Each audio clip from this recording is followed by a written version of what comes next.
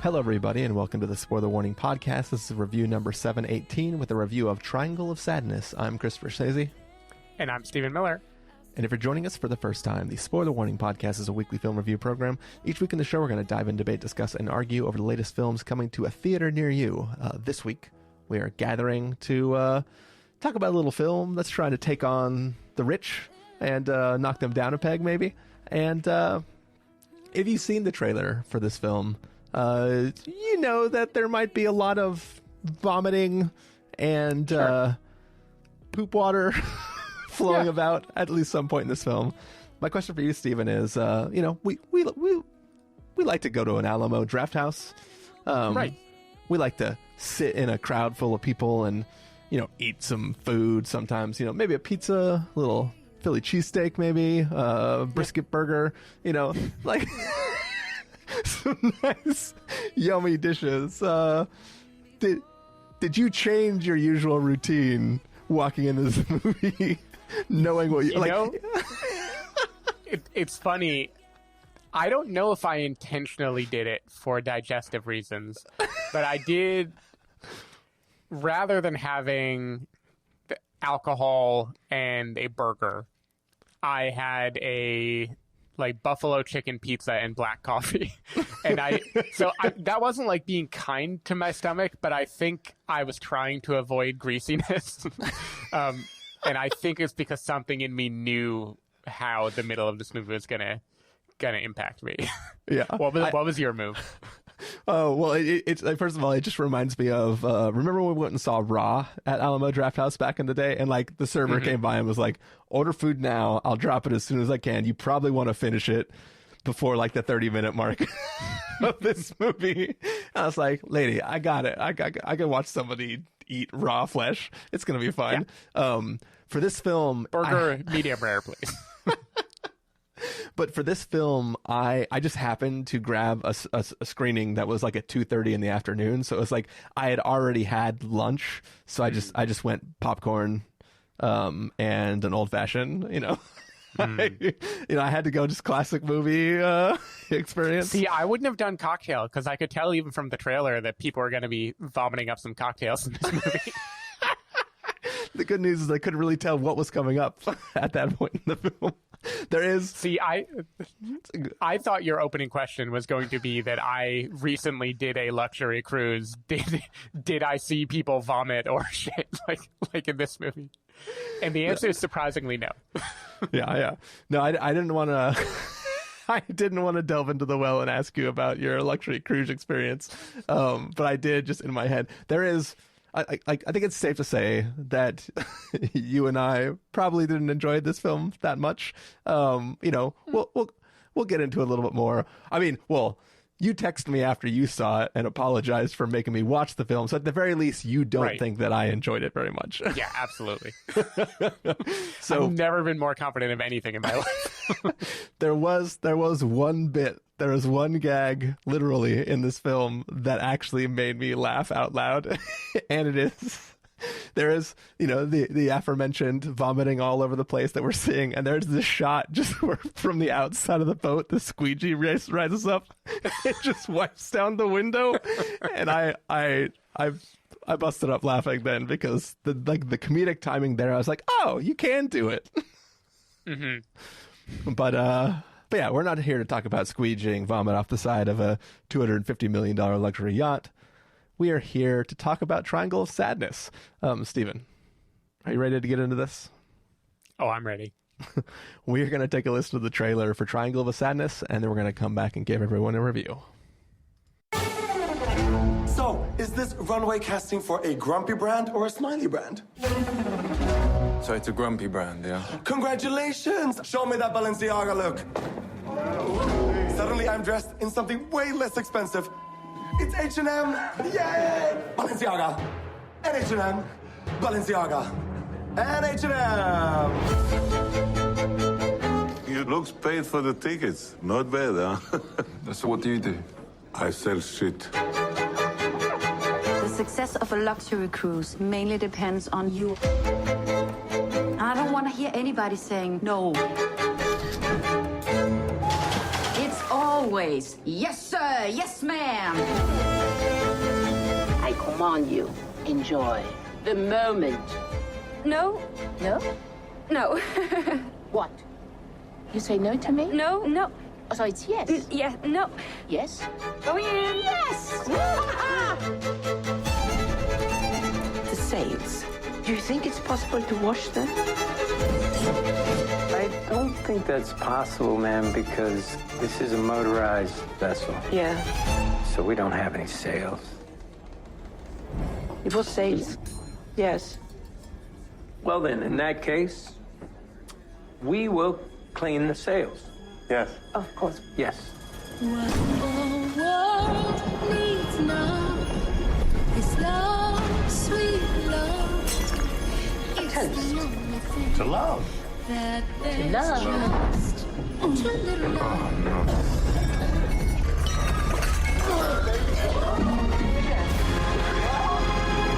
A Russian capitalist.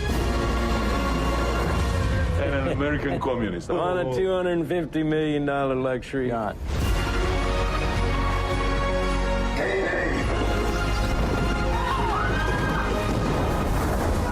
The ship is going under. What the world needs now is love, sweet love.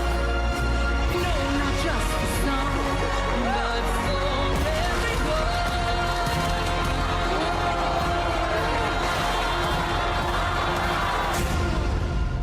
This is really bad.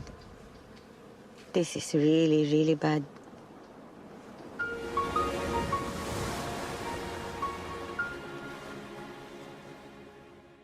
All right, so that was the trailer for Triangle of Sadness. It is, about a bunch of wealthy folks who go on this luxury yacht, and shit goes down because everybody is too busy trying to enjoy the perks of being extremely wealthy, and it's sort of the fallout, maybe, from what happens when you let the rich control everything. Stephen Miller, what did you think of Triangle of Sadness? Wow, that was somehow a more coherent narrative of the movie than what the movie was, as far as I could tell. I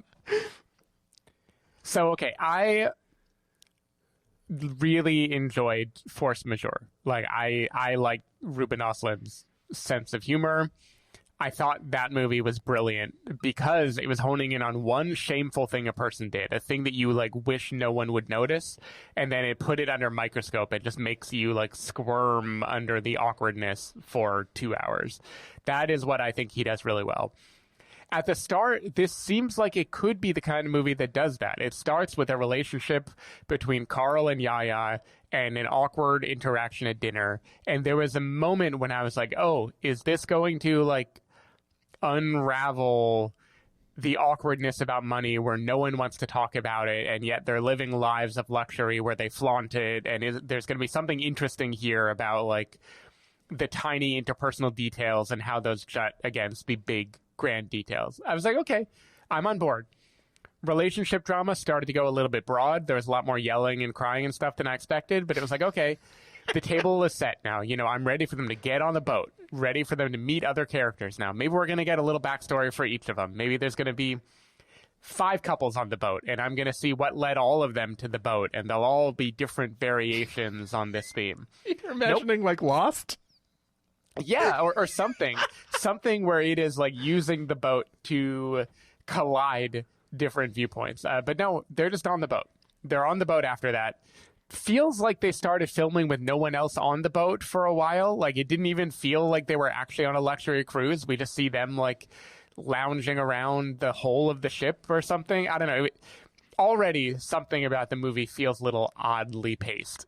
But then, the comedy starts to ensue. We meet more people on the boat, more probably terrible people. I, again, did a luxury cruise. I understand the feeling of talking to someone and realizing oh, you made your money doing something probably evil, and you are ungodly wealthy. This is going to be an interesting night.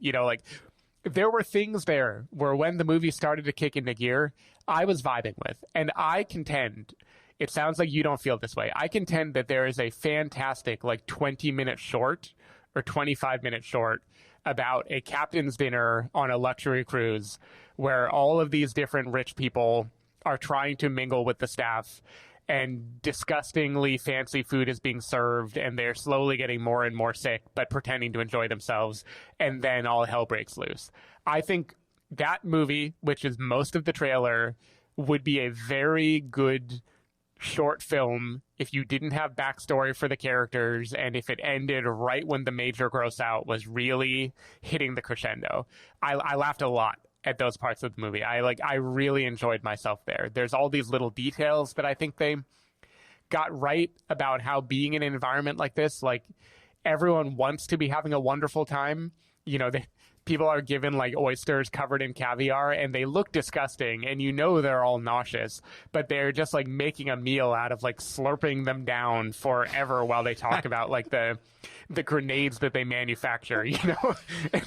and there was something there where I was having a blast during that part of the movie, and I was like, okay, so we're all Ruben's the going to characters. recover.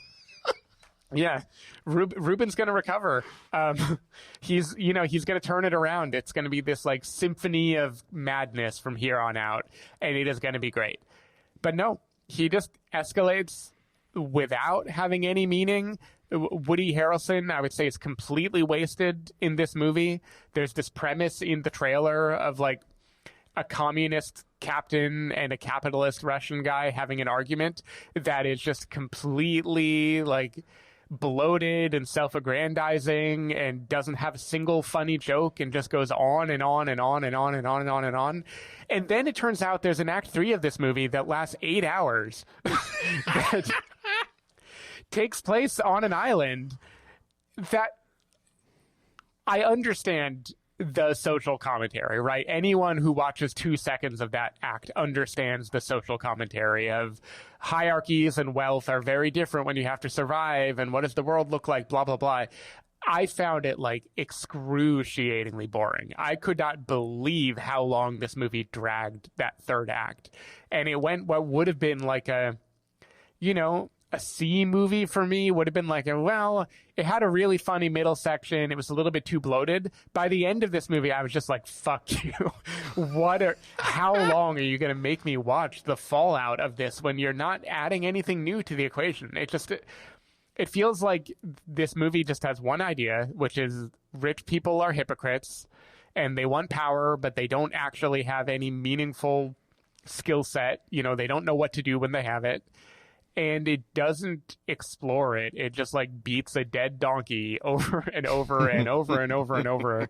And it really frustrated me. So, yeah, I don't know.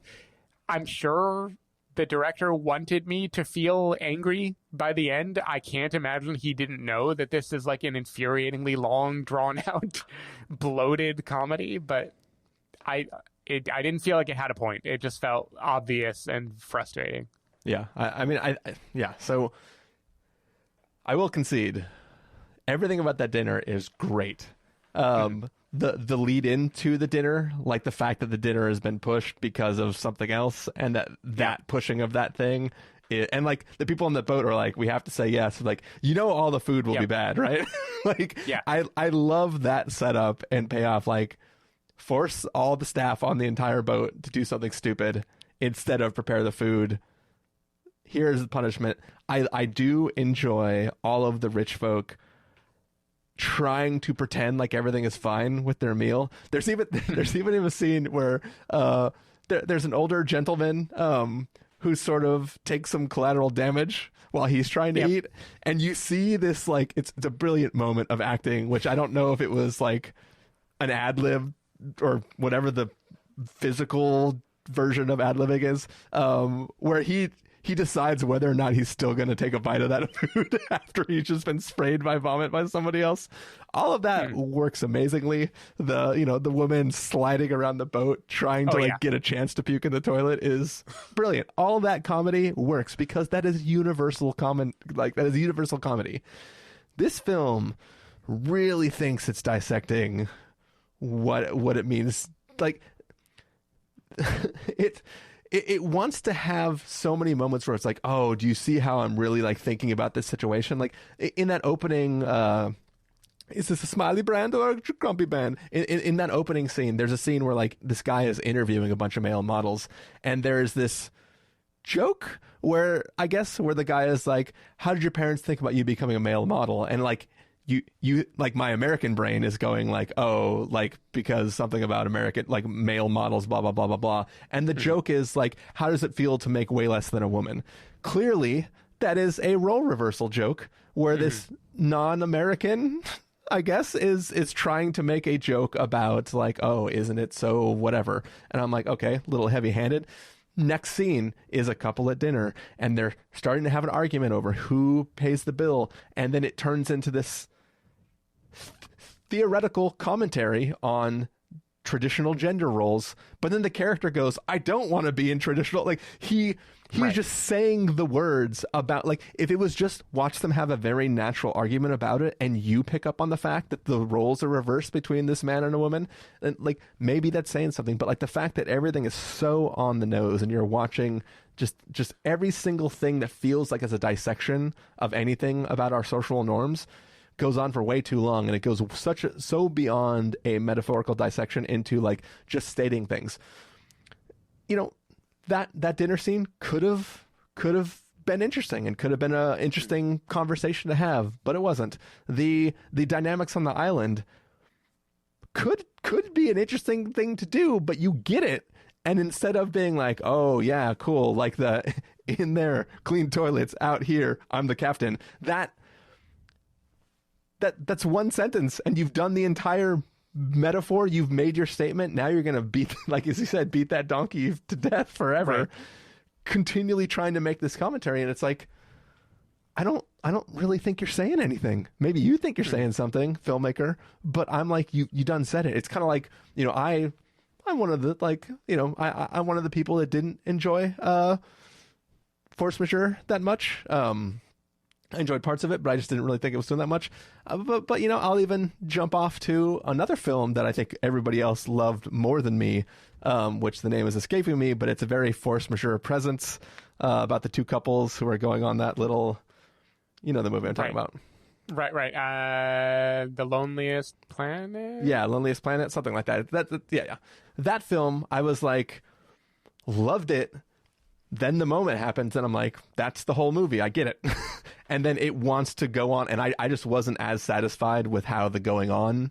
Like, basically, that movie had me up until that moment. I was like, holy shit. But I was like, I would have loved that movie more if it faded to black and just like, you know what comes next. You know what I mean? This film, right, I had the exact opposite. Like, this film ends on half a thought. Like, will this character do the thing you think they're going to do? That is its own little thesis, right? This person potentially roles are reversed. They might want to keep it that way. What are they going to do? But then the dude's just running through the jungle. Yeah, I don't know why. Like, is that, I know what's about to happen, maybe I can get there in time? Or is that just because, like, maybe he's got to throw up again because he found some bad pretzels or something? Yeah, I have no idea. I have no idea why he's running. I feel like the whole island sequence is like filmed on like 0.5x speed or something. That I found it like excruciating to watch. Like you talked about, you know, on the ship I clean and you give orders. Here I give you orders. I feel like that scene is like 40 minutes long. Yeah. Like that is my memory of that conversation. It's like, let me tell you the theme. Roles are reversed. Roles are reversed. You are wealthy, and yet here we are in a situation where your wealth does not give you power. Whereas that is my memory of that whole part of the movie. Is I was just like, is this all you're going to say? With all the time, I feel like it's an hour of the movie takes place on the island. Yeah. And it has about 1 minute of thoughts to fill an hour with. It is just like unbelievably self-indulgent. Can I ask you something? Do you think, I mean, I don't think the film, I don't think this is in the text of the film, but do you think there's a chance that her incredible ability to fish is actually something else? Yeah, I thought of that for sure. So you think... Especially when she catches a certain animal that we had seen the night before in a different context. Yeah, I don't know, man. This movie, I was almost tempted to go back and watch The Square.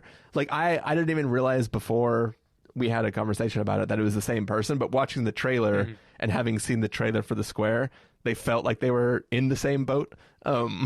And I was like, I hated that movie so much. Do I just go watch The Square and see if I also hate it? Or do I... Just complete the trilogy. Yeah, do my own force majeure. Yeah, I don't know. I mean, The Square, it's another, like, Palm-winning comedy by this guy that I feel like didn't make any, like, social footprint at all. Like, no critics wanted to talk about it. Maybe I'll go back and watch it, but the level of commentary, like, this movie spends time, some of it in the trailer, some of it not, where it is talking about influencers and Instagram culture and people experiencing a thing through their phone. And it feels 100 years old in its like attempt to comment on society and beauty and standards and all that stuff. And like, it just feels like an embarrassing old man being like, why are you looking through the phone? The world is right in front of you. Or like, it just like, oh, you're gluten intolerant, sweetie. Like it just feels so dumb and on the nose. And now when I think about him making a film satirizing the art world, I cringe because I hope it is more clever. I hope it is a very clever movie, but I cringe at all the ways that it might be completely unclever and still have gotten massive praise by critical communities for unknown reasons, like something that is in the water in France when they're watching comedies. And so they're just so glad it isn't like another like depressing drama. They just are like, that was the funniest thing I've ever seen. I didn't understand any of it, but I laughed a lot. I haven't slept in 2 weeks. So here's my question. The thing I was thinking, because I know that this is a Palm whatever winning blah blah blah thing, but my question is, over there, do films that satirize any level of culture, any specific culture at all, get treated like films in America at the Oscars when you make a film about making films? Like, is it one of those things where like everybody's gonna stand up and fucking clap and be like, oh my god, this is brilliant? Yeah, I think the international aspect, I don't mean because it is not American. I mean because it is a festival where people all over the world, including Americans, are sitting together. Yeah. There is a sort of humor that everyone can identify with, and there's some joy in them all identifying it together that I think bumps it up beyond what it otherwise would have been. I don't know. Comedies at Cannes are very hit and miss. The exception to me, which I would say has very strong comic beats in parts, is Parasite. But that also did have that joy still of everyone being like, wow, this movie is just completely eating the rich, you know? Yeah. And I can kind of imagine a world where sitting in the theater at Cannes on day like 11 or whatever, watching this movie surrounded by other people and having everyone laugh while like shit is spewing out of a toilet and like a rich lady flops around in the boat. I can get it. I can kind of get how you would like drink the festival Kool-Aid and be like, this movie is amazing. I just don't know how anyone survived that third act and still felt positive about this movie. That is a mystery to me. Like, I don't think any amount of sleep deprivation would have made it funny the like 50th time they implied that the guy is going to the lifeboat for sex.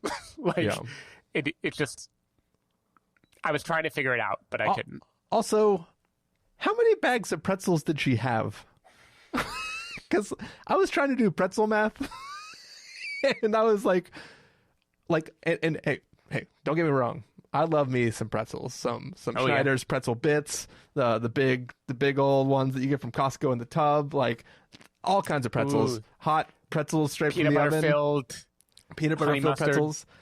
Dude, I mean, I don't know what I'd do on an island for some peanut butter filled pretzels, but it's a really big deal for the girlfriend character that she doesn't know exactly what's going on. She's trying to create stipulations like you have to give her something, but blah blah blah blah blah. And then at some point you're just like, fuck it, I want my pretzels. Right. I'm like, first of all, isn't there gluten in pretzels? Is there not? Good question. I think there is such a thing as gluten-free pretzels. Do you think that the pretzel sticks that just happen to be on the lifeboat are gluten-free? It's a great question. Great question. Maybe she avoids gluten for her image or her weight, and on an island you abandon some of those principles. That makes sense. That was a real zag. I was not expecting gluten to be the question at the end of all this. I thought your question was how many bags of pretzels are secretly hiding in her backpack. No, that was my starting question. My ending question is how many. Isn't there? And that was just something in the back of my head. I was like, "What? Like, how is she okay with everything just because of pretzels?" And then I was like, "Wait, she's gluten intolerant." I don't know what gluten is. Yeah, me either. Oh God, this movie. See, if you just like made that pretzel point for another like 2.5 hours, you would have made this movie. You out there, don't eat gluten. Here on island, eat gluten. Me and you recording a podcast on a boat loudly to everyone, like, and here, gluten is known to cause inflammation. Aha! Let me read you this gluten quote. Man cannot live on bread alone. The Bible. Your move. I actually enjoyed that scene, not because it was saying anything, but I like the idea of just two drunk men who aren't actually having a conversation, just being like, let me get out my phone and read you a quote that I conveniently just have in my notes app or whatever the hell it was. Like there was something fun about the way those two characters, like it was like they both thought they were just getting the other person over. So it wasn't even like a conflict. It was just them trading bouts of reading, and it like when he just pulls up his books and makes them start reading it to the entire crew. I don't know. I kind of enjoyed just the humor of that. No, there's a version of this movie where those two arguing back and forth are very funny. In what was going on in this movie at the same time and the amount of time the scene drags on while all chaos happens to the boat, and then the final little coda of what actually happens to the boat at the end, which as far as I can tell has nothing to do with anything that had happened up until this moment. I don't know, it all combined to make me feel like it was just a total waste of Woody Harrelson. But there's a version where I love me drunk Woody Harrelson, love two drunk people trying to win an argument by quoting things at each other and not even paying attention to what they're saying. Big fan of all that. Didn't work in this movie for me, unfortunately. Gotcha.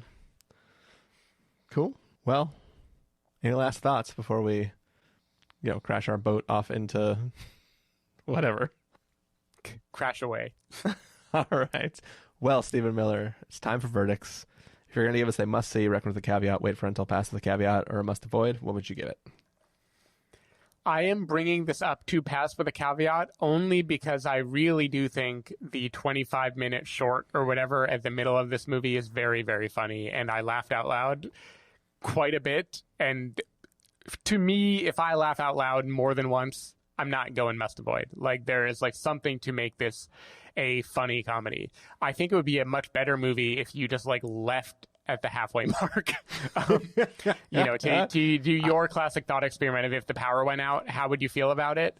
If the movie ended with like woman sliding around on the tile trying to vomit, I would be like, okay, I see you movie. That was pretty okay. It went out on top, but the final hour is just like unforgivably boring to me. I don't know. I just can't imagine anyone leaving this movie on a high note. And anecdotally, in my theater, people were laughing halfway through the movie. Everyone just like left in silence at the end of the movie. I didn't hear anyone chuckling or anything. I feel like this movie really just deflates in the second half. Yeah, I would even do you one better. Don't leave after that. Wait to come in until everybody gets to the boat. Stay till everything goes crazy, and then leave. So don't even skip the first third and the last third. Just watch the middle third. For me, this is a must avoid. I definitely did not like this film. Anyone bit. So there it is. That is our review of Triangle of Sadness. Also, Stephen, we did not even talk about yet that there are lots of films, right, where the name of the film comes from like something a character saves or encounters later on, or their childhood sled, or there's things where you can have an important moment and just name the movie after that. Fucking Triangle of Sadness is what like a casting agent calls your frowny face, and that has nothing to do with anything else in the film. Yeah, I don't know why it was named that, at least in English. Apparently, I can't pronounce French, but when it premiered at Cannes, the title was Sans Filtre, like without a filter, which fits more with the Instagram thing, but still, like, I wonder if they just like pick these names out of a hat. I don't know. I don't feel like the name fits well. The only thing I liked about that name is before I learned why it came from, I could have imagined it was like a Bermuda Triangle type thing, which I think they at least kind of want you to think that might be what it's about. That feels like somebody in the production company is going to be like, no one's going to want to fucking see this movie. And they're like, how do we get people to do it? Like, I don't know. Like, people like Lost and boat, traveling mishaps where people end up on an island. Fuck it. What if we took that Triangle of Sadness line and implied that the Sadness Triangle was Bermuda Triangle, and then people would be like, oh, what kind of weird stuff could happen there? And then, yeah, I don't know. That's just what I expect. Yeah. But anyways, Stephen Miller, people want to find you throughout the week. Where can they do that? People can find me at twitter.com/sdavidmiller or sdavidmiller.com. People can find me at ChristopherInRealLife.com or Twitter.com/ChristopherIRL. You can find the podcast over at thespoilerwarning.com, where you can get a bunch of the back episodes of the show. If you want to subscribe to the show, you can do so in Overcast, Stitcher, Apple Podcasts, or wherever podcasts are found. If you want to know when the episodes go live, you can follow us at Twitter.com/SpoilerWarning, Facebook.com/TheSpoilerWarning, or Instagram.com/TheSpoilerWarning. If you want to get a hold of us directly, you can send an email to fans@TheSpoilerWarning.com, or you can use the contact form on our site. Music for this episode will come from a track selected from artlist.io, so hopefully you're enjoying that. And yeah, that's it. We're finally free, Stephen. Finally free to do something. I don't know.